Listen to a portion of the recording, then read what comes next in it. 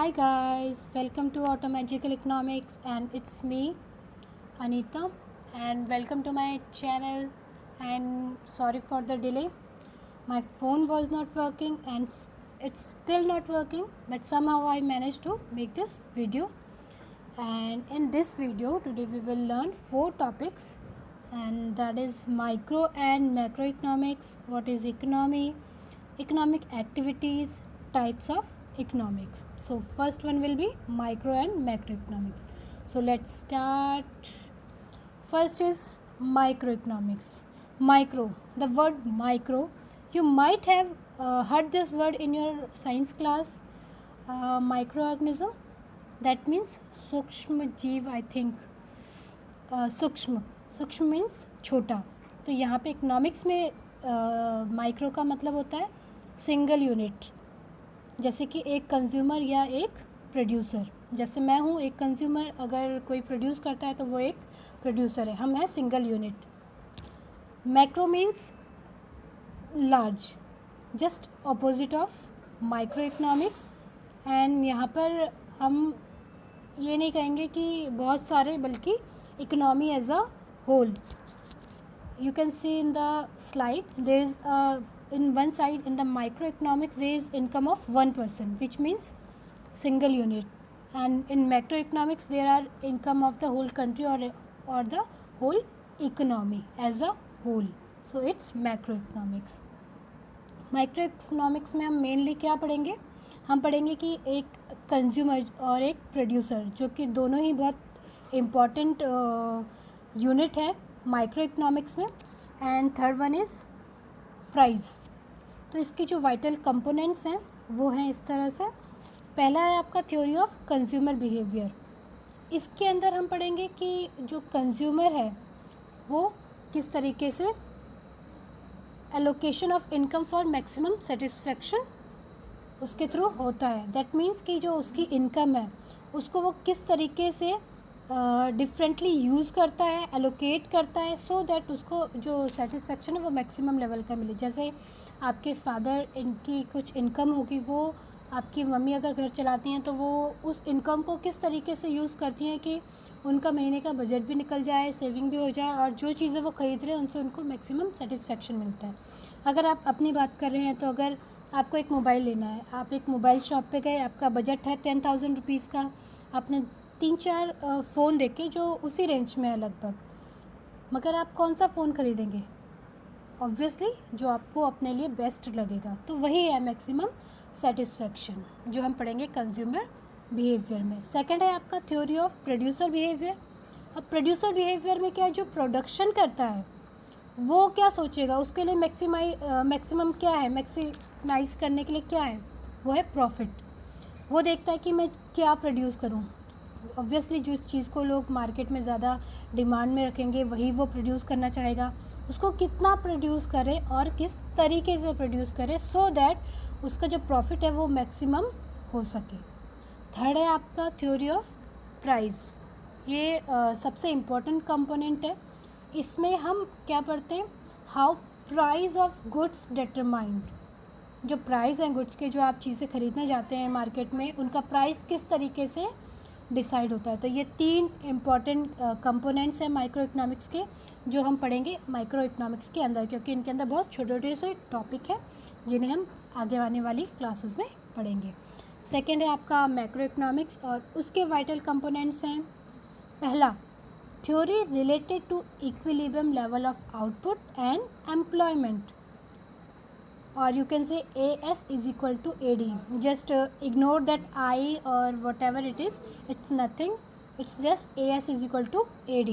AS means aggregate supply, जो supply total supply जो market में हो रही है, and AD means aggregate demand, जो टोटल डिमांड मार्केट में हो रही है. ये इक्वल होते हैं कब, जब इक्विलिब्रियम लेवल ऑफ आउटपुट होता है. या आप कह सकते हैं कि जब ये दोनों इक्वल होते हैं तो जो लेवल ऑफ आउटपुट है वो इक्विलिब्रियम पे होता है. नेक्स्ट है आपका theory related to inflationary and deflationary gap. इसके अंदर हम पढ़ते हैं full employment to inflationary and deflationary gap. मतलब इन्फ्लेशनरी से हम फुल एम्प्लॉयमेंट में कैसे पहुंचते हैं, या डिफ्लेशनरी से हम फुल एम्प्लॉयमेंट पे कैसे पहुंचते हैं। डोंट बी सो कंफ्यूज, ये टॉपिक्स हम मैक्रो इकोनॉमिक्स में पढ़ेंगे। अभी आपको थोड़ा कंफ्यूजिंग लग रहा होगा, अभी आप सिर्फ एक ऐसे ही जस्ट देख लीजिए। थर्ड है आपका फिस्कल एंड मॉनेटरी पॉलिसीज़, जिसके अंदर हम पढ़ेंगे budgetary measures and monetary measures. अब आप आजकल अगर थोड़े से एक्टिव हैं, न्यूज़ चैनल्स देखते हैं, आपको पता होगा कि हमारी जो जीडीपी ग्रोथ है वो कितनी है, और ऐसे सिचुएशन में गवर्नमेंट की पॉलिसीज़ क्या क्या होती हैं जिसकी वजह से वो उस प्रॉब्लम से निपटती हैं। तो इसके अंदर ही हमारे आते हैं budgetary measures and monetary measures. Budgetary measures क्या होते हैं, इनडायरेक्ट होते हैं, उनमें मनी डायरेक्टली इफ़ेक्ट नहीं करती है, बट वो इनडायरेक्टली इफ़ेक्ट करते हैं इकोनॉमिक की में मॉनेटरी एंड फिस्कल पॉलिसीज़ को। सेकंड है आपका मॉनेटरी मेजर्स, जो डायरेक्टली मनी से रिलेटेड होते हैं। फोर्थ है आपका money supply and credit creation, money supply through credit creation, credit creation के थ्रू मार्केट में मनी सप्लाई किस तरह से होता है। Fifth is government budget, government जो बजट बनाती है, its impact of budgetary deficits in the economy, जो बजटरी डेफिसिट्स है इकनॉमी में उसका इम्पैक्ट कैसे पड़ता है या क्या इम्पैक्ट पड़ता है इकनॉमी में, ये सब हम पढ़ेंगे गवर्नमेंट बजट में। And the sixth point is exchange rate and BOP, BOP means balance of payment, determinants of exchange rate, effects of BOP.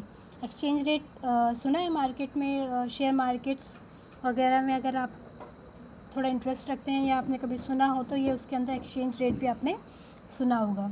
और ये effect of balance of payment, इन सब चीज़ों के बारे में हम पढ़ेंगे जब हम मैक्रो इकोनॉमिक्स के इस टॉपिक पे पहुँचेंगे।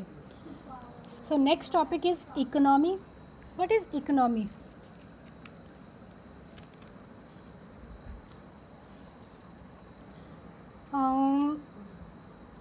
कोई भी इकोनॉमिक एक्टिविटीज़ जो हम करते हैं किस लिए, टू अर्न मनी, या आप कह सकते हैं the operation of countries money supply, commercial activities and industry, ये सब हमारी इकोनॉमी है।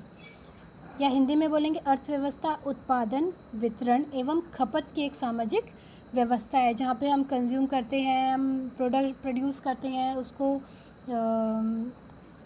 उसका वितरण करते हैं, ये सब हमारी इकोनॉमी के अंदर ही आता है। और जो भी एक्टिविटीज़ हम मनी सप्लाई, वो मनी अर्निंग के लिए करते हैं, या आप कह सकते हैं कि टू अर्न देयर लिविंग, जो भी एक्टिविटीज़ हम करते हैं वो सब किसके अंदर आता है, इकोनॉमी एक्टिविटीज़ के अंदर या इकोनॉमिक के अंदर।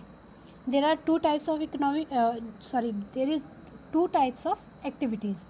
First one is economic activity and second one is non economic activity.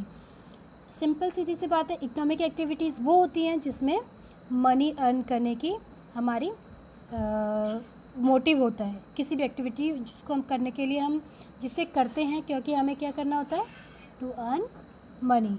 और नॉन इकोनॉमिक एक्टिविटी ये सिर्फ सेल्फ सेटिस्फेक्शन के लिए होता है, या फिर कोई जैसे सोशल वर्क कर रहा है, या आप अपनी मम्मी के साथ मंदिर जा रहे हैं, या आपने मम्मी के साथ कुछ हेल्प की किचन में, सो ये सब किस में आते हैं आपके, ये सब आते हैं हमारे नॉन इकोनॉमिक एक्टिविटीज़ में। नेक्स्ट है हमारा, यहाँ देखिए आप इकोनॉमिक एक्टिविटीज़ कौन कौन सी होती हैं।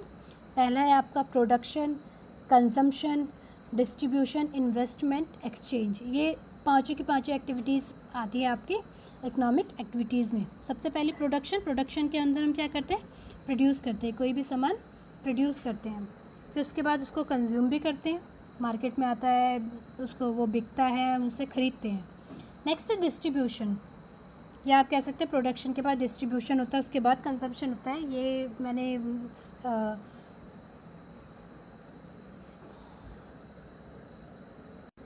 सीक्वेंस में नहीं लगाया, सो जस्ट इग्नोर।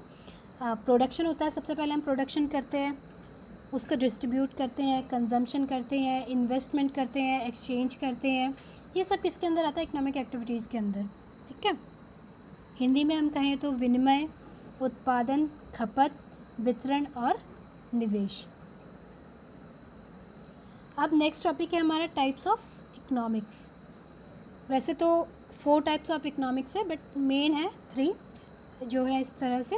पहला है कमांड इकोनॉमिक या कमांड आर्थिक प्रणाली। सेकंड है आपका मार्केट इकोनॉमी या कहेंगे बाजार आर्थिक प्रणाली। तीसरा है मिक्स्ड इकोनॉमी या मिश्रित आर्थिक प्रणाली।